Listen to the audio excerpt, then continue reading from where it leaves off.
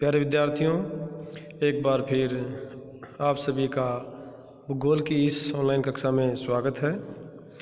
पिछले वीडियो में हमने विश्व की प्रमुख खाद्यान्न फसलों में चावल और गेहूं का उत्पादन और विश्व में उनके वितरण की चर्चा की थी। इसी क्रम में आज हम विश्व की जो तीसरे नंबर की प्रमुख खाद्यान्न फसल है मक्का, इसकी चर्चा करेंगे। मक्का की खेती सबसे पहले लैटिन अमेरिका में की गई है, अर्थात यह अमेरिका का मूल पौधा है। इसकी खेती की शुरुआत वहीं की गई थी। मक्का को यूरोप और अमेरिका में कॉर्न कहते हैं। गेहूं और चावल के बाद इसका तीसरा स्थान है। खाद्यान्न के अलावा मक्का का जो मुख्य उपयोग है वो पशुओं को चारे के रूप में खिलाने के लिए किया जाता है। और मक्का जो है वो मोटे अनाज में आता है। इसका अधिकतर जो उपयोग है गरीब लोग करते हैं। तो इस तरह मक्का है वो तीसरी महत्वपूर्ण खाद्यान्न फसल है। मक्का की कुछ किस्में होती हैं।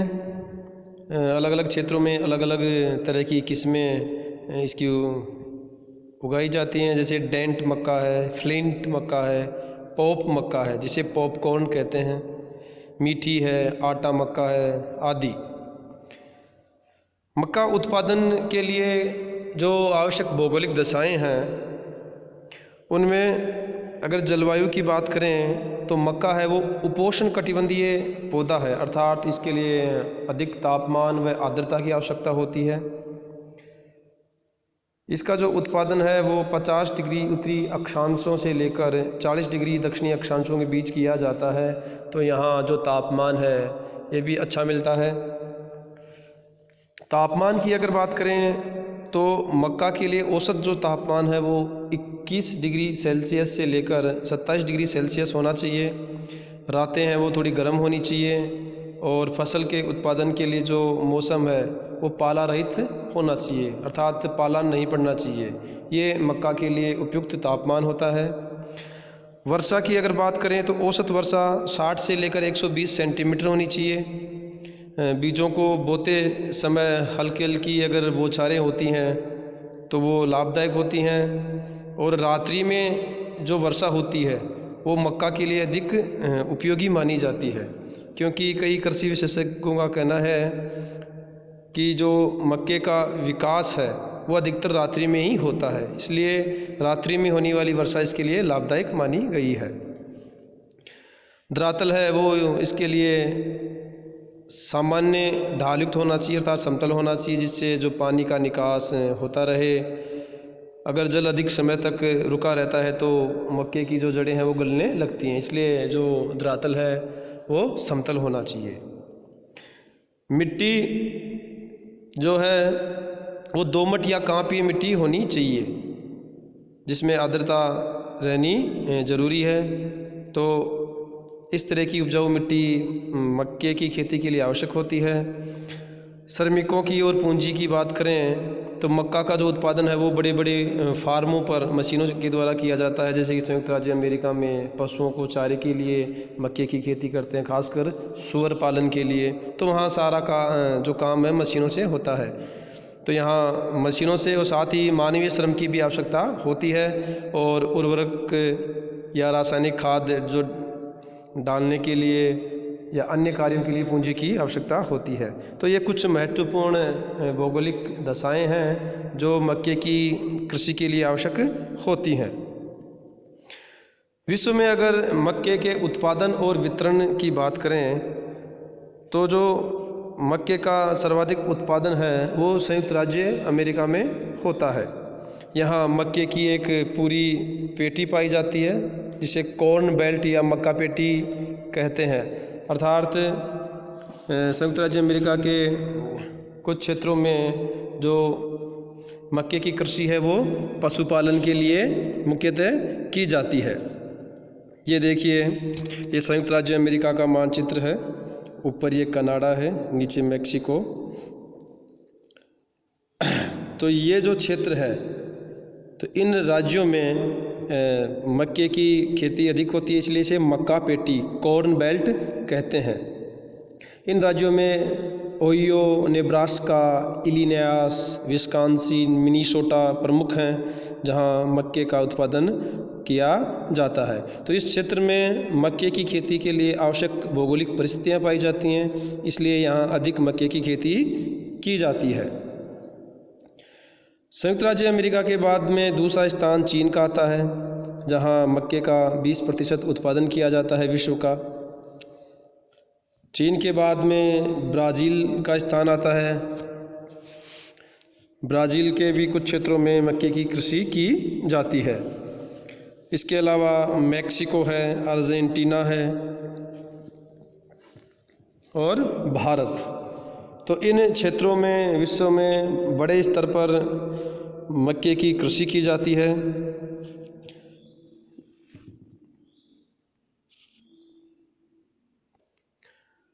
तो विश्व में जो प्रमुख खाद्यान्न फसलें हैं, जिसमें चावल, गेहूं और मक्का का स्थान आता है।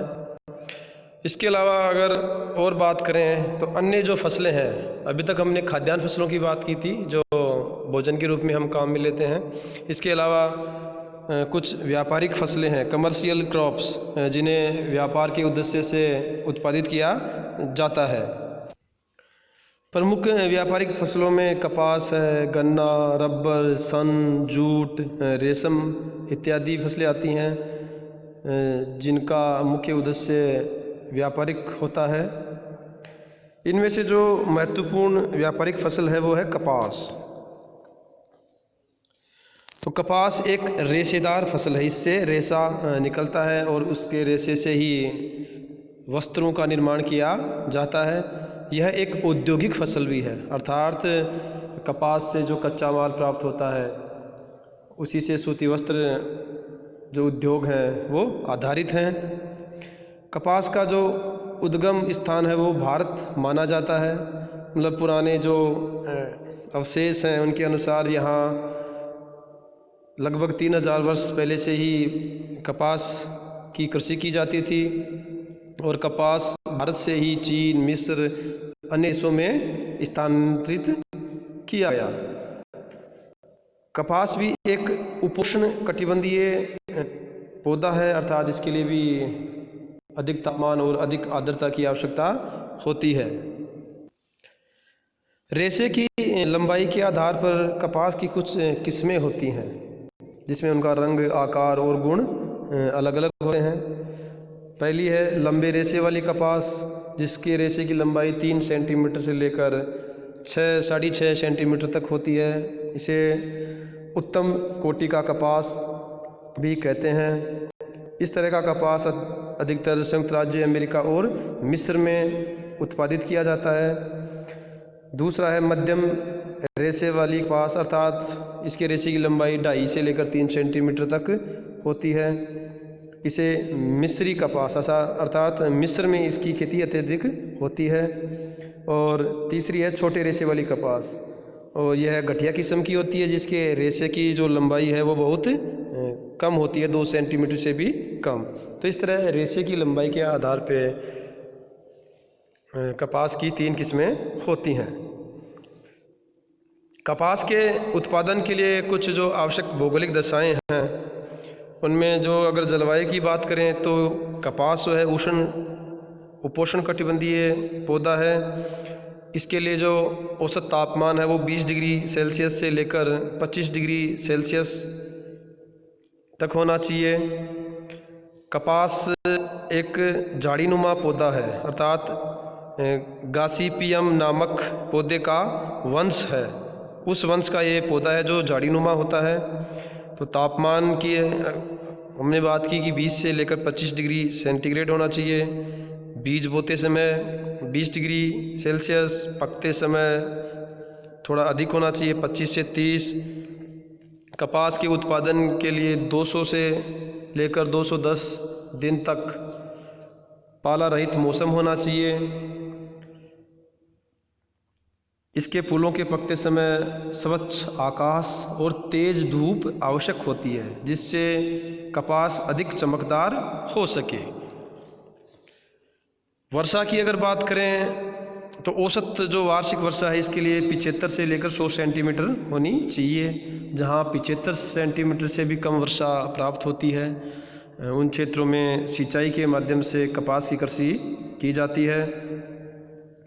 रात्रि में होने वाली वर्षा कपास के पौधे के विकास के लिए अधिक उपयुक्त मानी जाती है। साथ ही जो समुद्री क्षेत्रों से चलने वाली स्वच्छ वायु है वो भी इसके विकास के लिए लाभदायक मानी गई है।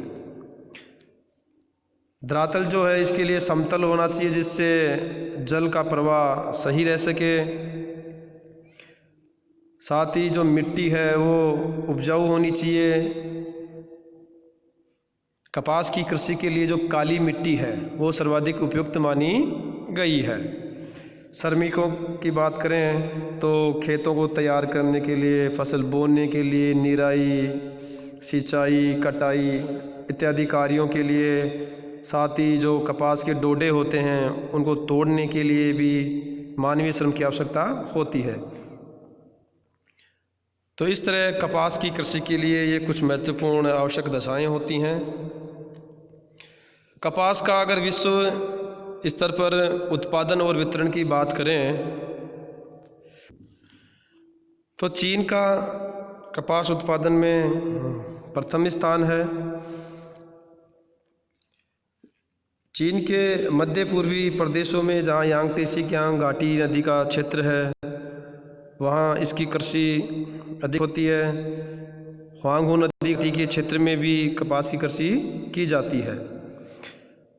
दूसरे स्थान पे संयुक्त राज्य अमेरिका है, जहाँ विश्व की 17.5% कपास का उत्पादन किया जाता है।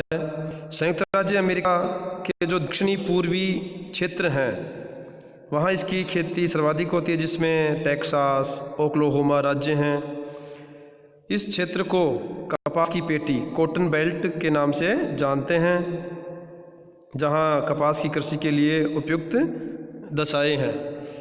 यह देखिए संयुक्त राज्य अमेरिका का ये जो मानचित्र है, इसमें जो दक्षिणी पूर्वी राज्य हैं इसे कपास पेटी कहते हैं, अर्थात यहाँ कपास की कृषि अधिक होती है। अभी हमने बात की थी मक्का पेटी की, तो ये जो उत्तरी भाग है ये मक्का पेटी और ये जो भाग है ये कपास का क्षेत्र है या कपास पेटी भी इसको कहते हैं।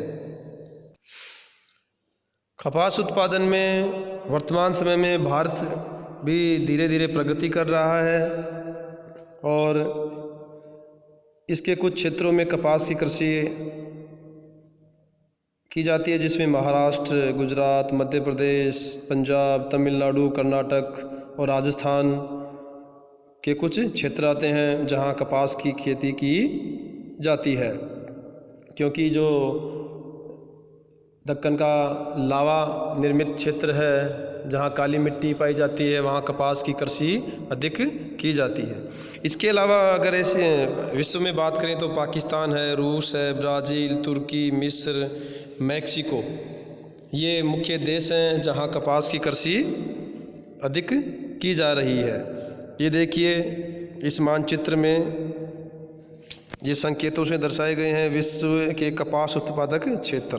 तो संयुक्त राज्य अमेरिका का क्षेत्र आ गया, इसमें दक्षिण अमेरिका के भी कुछ क्षेत्र दर्शाए गए हैं। अफ्रीका महाद्वीप का जो मिस्र अर्थात नील नदी का क्षेत्र है वहाँ भी इसकी कृषि हो रही है। तुर्की, एशिया में भारत, चीन, तो ये कुछ महत्वपूर्ण क्षेत्र हैं जहाँ कपास की कृषि अत्यधिक की जा रही है। धन्यवाद।